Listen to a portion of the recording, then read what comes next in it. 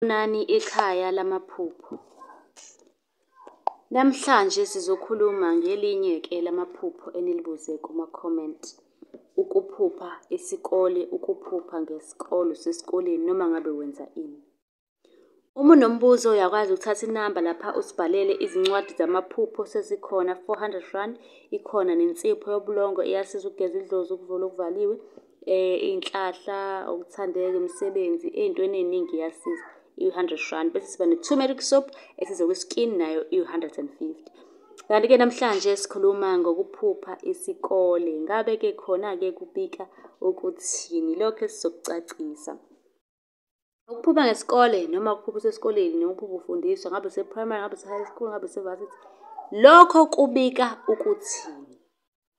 Ngesikhathi esiningi kuyaye kuthiwe-ke kusuke kuyintwaso, kuthiwa hamba uyothwasa.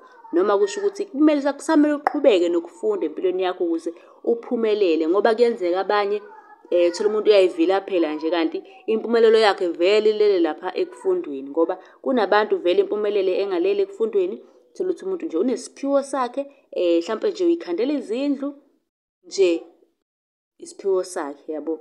Isiphiwo somuntu awusoze wamphuca sona. Ukuphupha ugqoke ibhayi noma iy'mpahla zesikole kusho ukuthi kunomoya wedlozi phakathi noma isithunga. Kungenzeka ukuthi uzoba umthandazi, ukhulekela abantu, ulapha abantu ngemithi, izinto ey'kanjalo nje. Kodwa kunesiphiwo onaso owasiphiwa abantu abadala.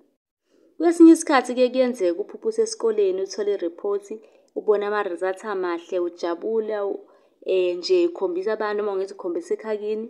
Lokho kusuke kuveza idlozi lakho ukuthi lijabulile. Lijabulile ngawe. Kuyenzeka-ke kwesinye isikhathi amanye amaphupho ahambisana nesikole kube nalawo. Uphupha usesikoleni ubhala isivivinyo i-exam, uphupha uthisha wayekufundisa, uphupha uthisha ekuchazela okuthile. Uma unombuzo-ke nawe sicela ubuze lapha kwi-comment okanye usilandele ku-YouTube, usilandele ku-TikTok, usilandele ku-Facebook. Igama nje liyafana, sichaza amaphupho. Ningakhohlwa uku-subscribe-a ukuze nizothola ulwazi olanele ngamaphupho. Nisale kahle.